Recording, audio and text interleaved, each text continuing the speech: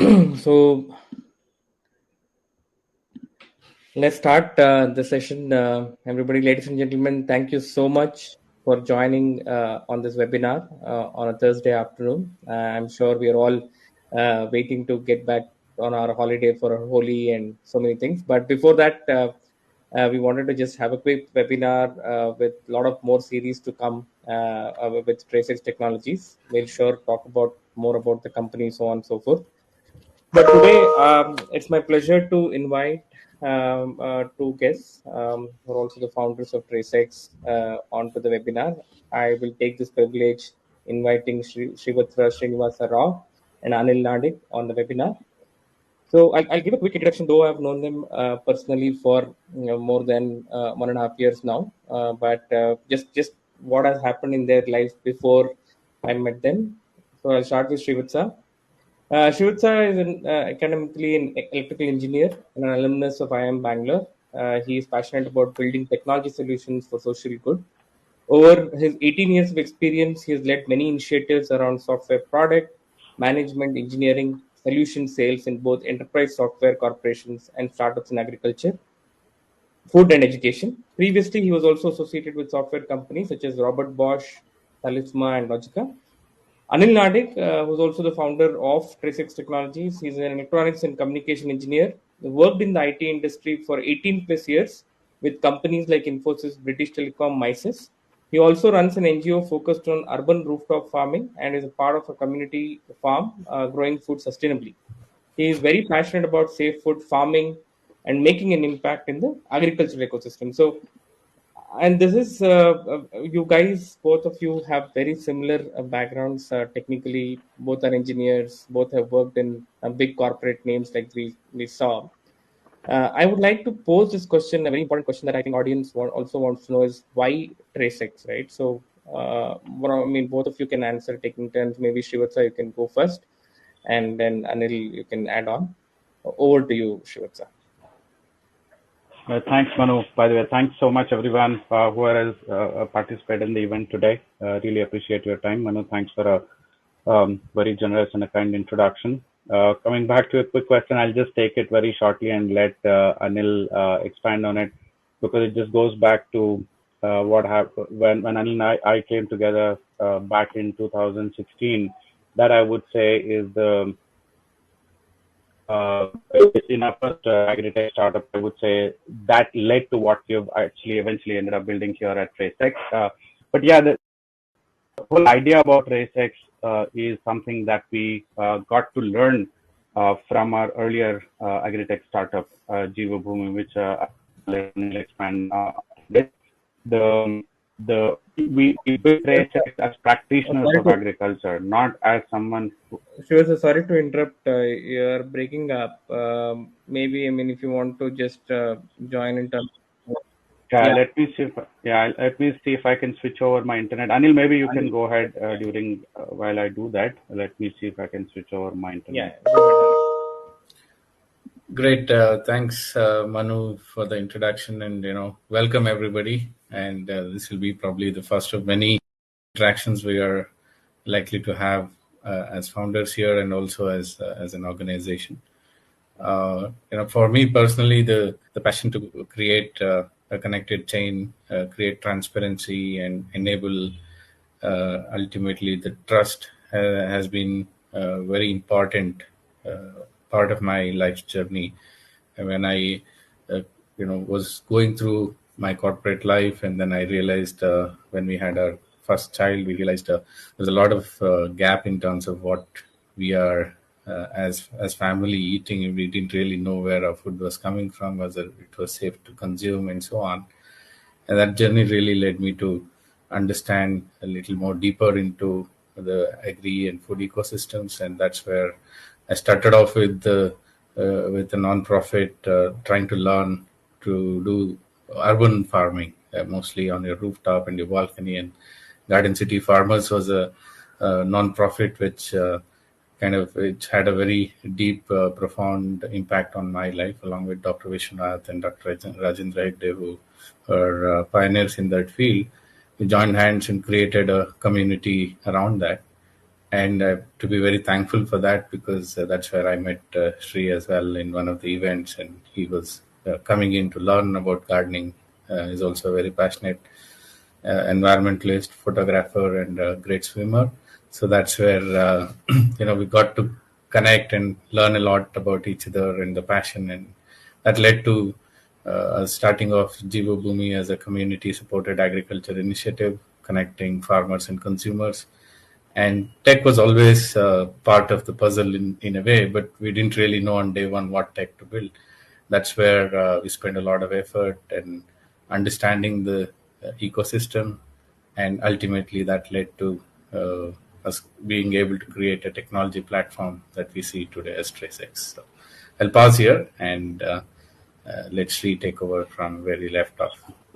Sure. Thanks, Anil. Yeah, you said it right. I think when Anil and I met a few years ago, I think back in 2015, we both first thought when it comes to technology in agriculture, it's only weather stations and satellites and so on and so forth. That is what we in fact I remember both of us even put together a slide which talks about many of those devices. That's what we thought was always tech. But then as he said, our own learnings from being practitioners of agriculture, which is through Jiva Bhumi, we realized there's a larger problem in the supply chain, which fundamentally started with digitization of supply chains, and then a traceability became a precursor or rather, digitization was a precursor to traceability. So therefore, we both did a lot of experiments. So that's where we both had undue advantage of testing the waters even before we decided to build what we built here at TraceX. Through our earlier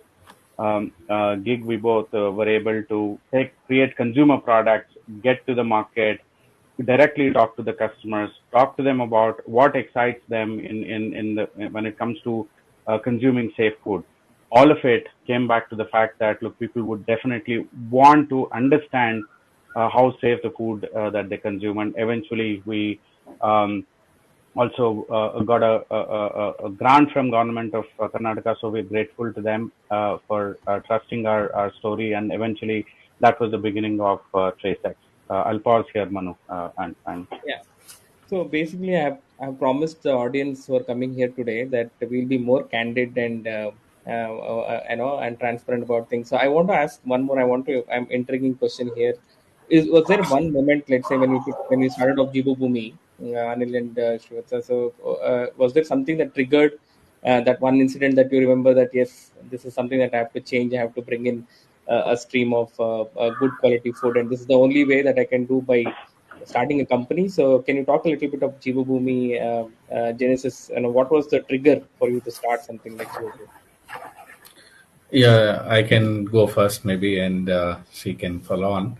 And see here, when we were running the non-profit, the Garden City Farmers Initiative, it was a community-led effort, and a lot of people were very passionate about knowing where the food comes from, are really passionate about growing their own food.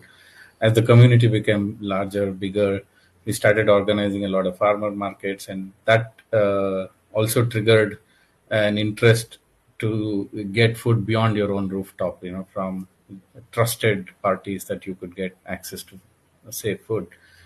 And but the challenge was always to get the farmers to come to the market, and many of the farmers that we were working with at that time, or we had introductions, were growing great food, but the big challenge they had was accessibility, as in they had to come from very far off distances. Most of them were smallholder farmers, so it was not viable to operate on a farmer market model.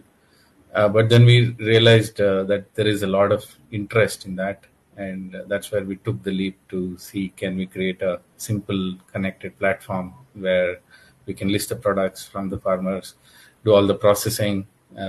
We started off with a very very tiny warehouse to in being able to deliver, and we used to deliver once a month when we started off, and then slowly that became a next day delivery eventually. But I think that kind of triggered the community really helped us take that leap forward. Yeah.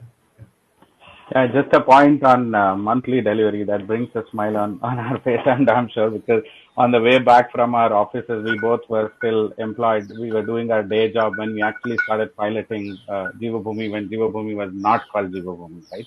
Those are the days that we are talking about. So we would carry the bags back to our office. On the way back, we would visit all the customers and deliver it to them, right? And we would spend like hours and hours sitting together with customers. They all became a good friends at the end of the day, talking about our own journeys, and how do we ensure that the food that we're bringing to them is safe and all of that stuff. So when initially when people knew Anil and Shivatsa, it was all good. But when we went into mass market, that's when a lot of folks came back and then said, look, how should I trust, or why should I trust the product itself, right? So which is when the whole idea about traceability sort of came together for us to build digitization and traceability. Great. I think this comes to a point where you talked about the hardships, right? So my next question was about that. So now we'll fast forward few years and we'll come to TraceX now. When you started off TraceX and to where you are today, I mean maybe more than 2 years have passed. I want to really know what were the ups and downs. I mean, I'm sure it has been a roller coaster ride for both of you. Mostly the downs. I think ups. I think all of us can see it. It will be on media. It will be in the paper. Mostly, what was the hardship? What was most difficult about building a technology for agri-tech ecosystem in India? What were those critical points that you would want to call out? Sure. Both of anybody can go ahead. Yeah. Sir, I'll just take a quick one at it and let Anil expand on it. See, if you look at our journey from or transition from Jiva Bhumi to TraceX, the idea obviously originated from there, and we started building, putting together what we called back then as MVP. But if you see the team, we could not bring all the team members from there because it's a very different type of business, right? Jiva Bhumi is a commodity business, and TraceX is a technology business.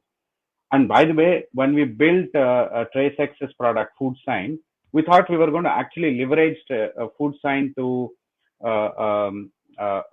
scale the earlier business. But when we had our first MVP of the product, which came out in about 8 to 10 months time, we realized that we were not just solving Jiva Bhumi's own problem. We had magically somehow had been we started solving the entire ecosystems or supply chains problem, which is the whole idea of the TraceX came together, right? So the point is that it started off as an initiative solving our own problems back then, but eventually scaled to solving the larger problems.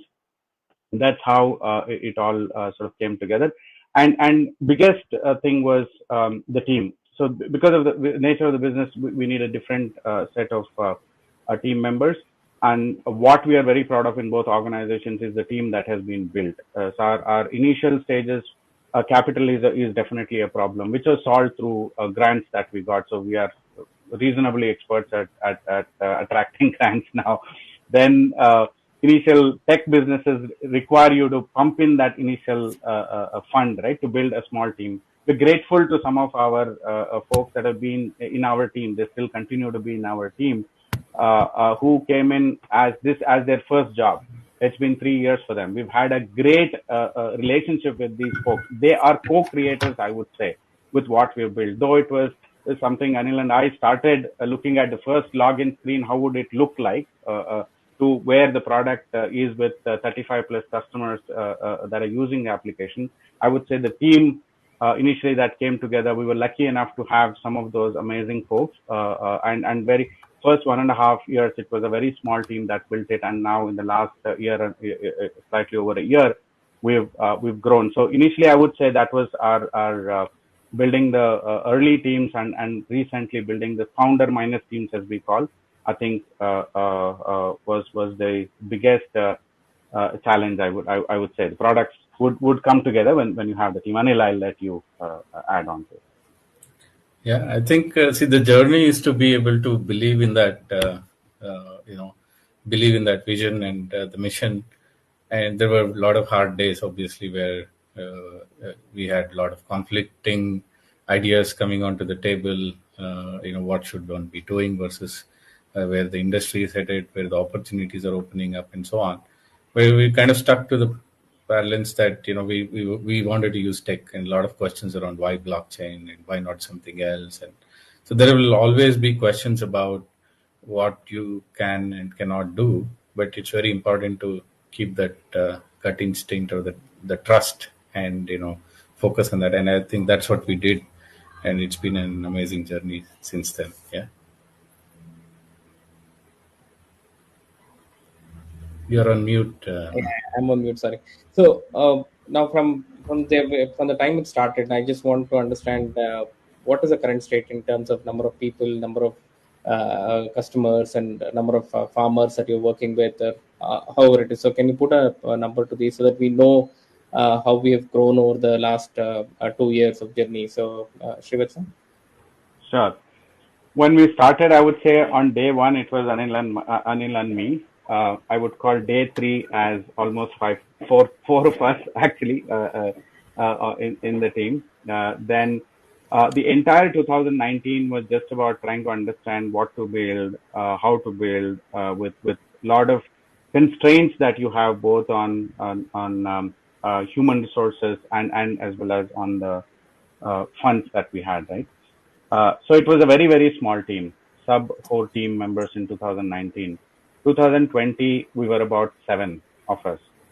And only thing that we had during COVID was we didn't have any customers that were banging on our head and then saying, look, where is the deliverable, right? So we had very little, very few customers. We had actually about five, if I'm not mistaken, back in 2020, which is when we reinvented the product. I would say first 9 months of which typically must happen in any startup, right? So first 9 months, 9 to 12 months was about building the MVP, and the next about 8 months, I would say, was actually fine tuning MVP and not hesitating to re-architect if it was required, and that's what we did in the 2020 entire of 2020. So grateful to the team again that relentlessly put together a solid work.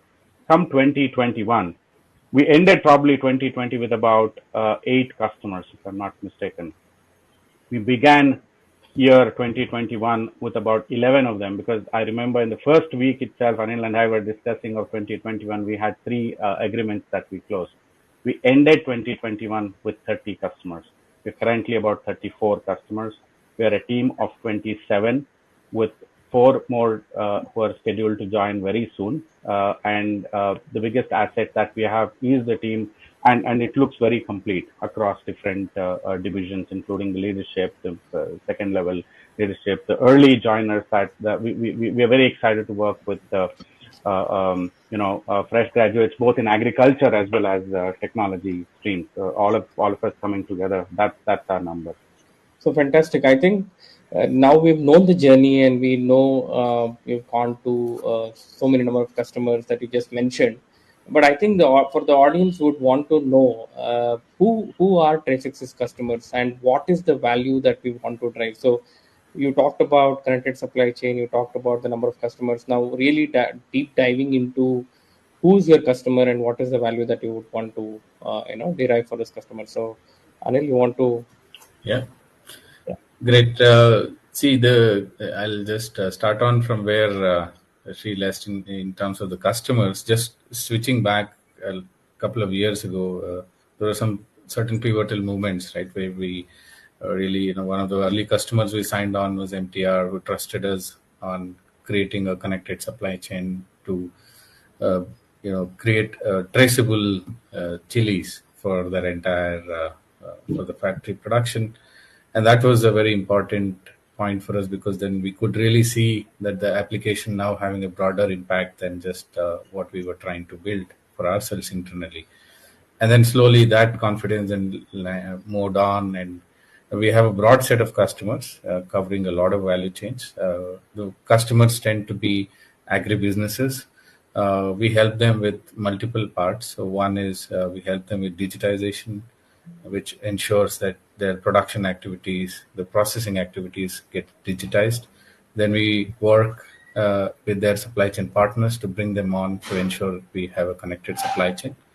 And ultimately, what that leads to is end-to-end connected supply chain, and being able to validate the credibility of the claims across the entire network, right? And we are also building the network model where we are able to now, with the connected supply chain, be able to bring on more participants on the network and be able to scale that impact that we do across everything. So many of the value chains we work with, fruits and vegetables, for example, field crops like maize and paddy, basmati paddy, in spices, coffee, tea, cocoa, dairy, seafood, meat, poultry, and seed value chains. And these are value chains, and our platform is very flexible in order to be able to handle that. And many of the customers that we are working with, like MTR Foods, Olam, and customers who are industry leaders who've taken a big leap in terms of taking the solution on and adopting it. So one side is the production ecosystem where we have companies like Green Earth, Fresh Produce, who do a lot of hardcore production, and Olam and so on. Then we have on the other end direct to consumer customers who use our platform to showcase the transparency and trust to their customers, like Slay Coffee, Timios, and Blue Tokai and so on. And we also work with governments, very large programs working with government of Telangana on seed traceability and so on. So I'll pause here and we'll take on more as we go forward. So I mean, this is a very intriguing point because I mean, you have built a platform. I understand your agri background, and now you're also mentioning that you have diversified into different value chains. And so the question here is to Shivatsa, probably you can take it in terms of, let's say, how was it? How was it? I mean, was it easy? Was it difficult to jump into other value chains because it's something that you have not experienced yourself in the past? And what was the learnings? And do you think this platform can be used to trace any value chain or any food product? So I think, can you throw some light on that? Absolutely. So right from the day one, what we looked at is food as a horizontal, more as just vertical, right? So we were, when you're building tech, that's how we thought is the right way to look at the entire ecosystem, because both Anil and I come from building enterprise technology products. So that's how we looked at it. While the initial set of MVPs, initial set of customers all came from core agriculture products, it could be paddy, maize, or fruits and vegetables, but very quickly we were able to repurpose the same system for capturing the other ecosystems. I would again, thank our customers for giving us the opportunity to understand. Obviously, these supply chains are very different, right? But there is a product always. A product in agriculture supply chain can be could be paddy. In other supply chain, it is probably a poultry, it's an egg, it's dairy. But product is product. It has a story to say. Product has an origin. Product has it goes through processing. It goes through production. All of that is, and that's how we were able to build a generic platform that can address food horizontally. Today, we like Anil said, we are in a lot more value chains, but it's the same product, right? Which can fit into multiple workflows depending on the value chain. That's the capability, I would say, the strongest capability that we built in the product is how the product can fit into multiple value chains. And now that we are on the product, now I have a very interesting question. I think a lot of people also want to know this. And why blockchain? Why did you come up with a technology on blockchain? So what was your thought process behind it? And why do you think blockchain as a technology is better for a solution like this? And can you elaborate more on that, Shivatsa? Yeah, just a couple of minutes. I'll talk about it and let Anil expand on that further. So fundamentally, if you look at authentic information about the food or traceability, as whatever we may call, right, that has been missing. So there has been digital. I mean, to a large extent, I would say ever since there have been these ERP systems, the digitization in some form or the other has been there. The traceability has always been restricted to the fact that batch number or a serial number and stuff like that, right?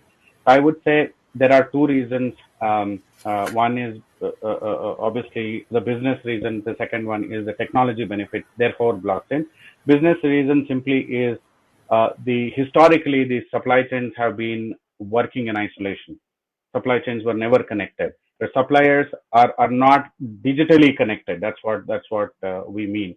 So our fundamental objective was to create a network, not to create another tech platform, another product which will work in isolation from the rest of the world. objective right from the day one was to build a platform, take a platform approach where you can onboard multiple customers who willingly come on to support a cause on a network like this for food and agri industries. That was our fundamental thinking even before we started building the first version of the product. Therefore, natural choice was blockchain because you're trying to build multiple participants from the complex agri and food supply chain. You're trying to build a connected supply. There was, like I said, there was no point in building an isolated, independent system which works in disparate situation. Then the next thing that we looked at when believing that technology like blockchain is the right thing because of several benefits that it offers. It could be decentralization fundamentally. So it is a network, but yet decentralized network, not one single person covering it, right? So it could be distribution of the access rights that everyone has. It could be the security that it offers in terms of the encryption that it can bring to the data, and immutability of the data. So data, the moment something goes on a network, naturally everyone is scared about how secure the data is, and nothing less than, I mean, nothing like a blockchain implementation there that will give us that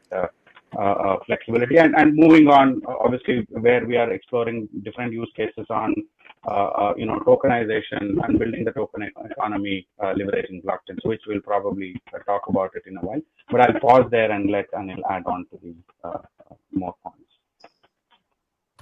Yeah, I'll quickly take a minute, and she has already covered. I think from a platform perspective, we kind of very focused on bringing technology for the future, not technology from the past, right? So blockchain is really a technology that lays the foundation for Web 3.0, lays the foundation for tokenization, lays the foundation for decentralization. These are very, very critical for building the future-proof organization.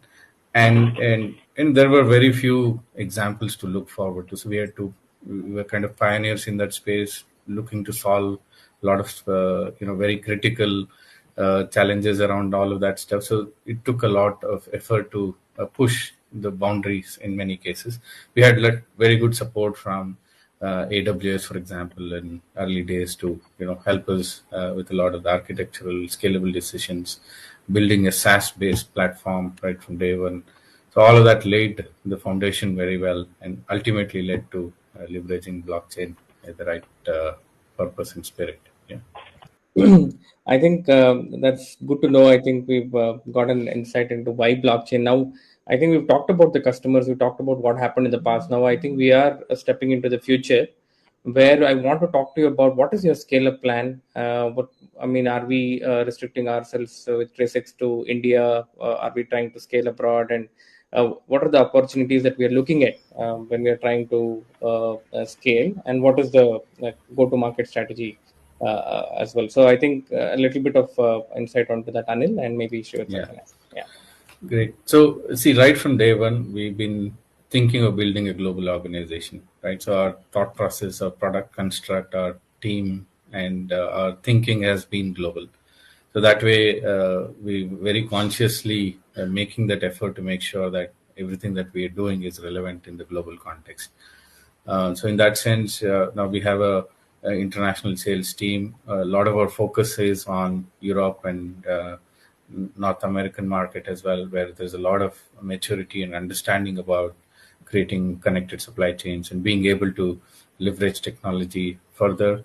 And India continues to be a very, very important market where a lot of it's a large market where we are pushing the boundaries here.